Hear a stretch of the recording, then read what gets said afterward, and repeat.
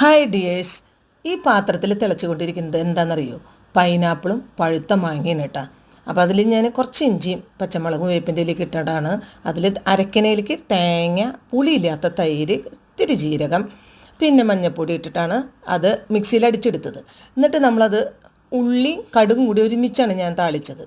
അതങ്ങനെ താളിച്ചിങ്ങനെ ഇരിക്കുന്ന കാണുമ്പോൾ തന്നെ അവർക്കൊരു ഇഷ്ടം തോന്നും. അപ്പോൾ തീർച്ചയായിട്ടും ഇന്നത്തെ ലഞ്ച് ബോക്സ് കാലിയായിരിക്കും, ഒന്നും ബാക്കി വെക്കേണ്ട അവർ കഴിക്കും. അതാണ് ഞാൻ പറഞ്ഞത്, ആരും സഞ്ചരിക്കാത്ത വഴികളിലൂടെ ഞാൻ എൻ്റെ പേരക്കുട്ടികൾക്ക് വേണ്ടി സഞ്ചരിക്കും.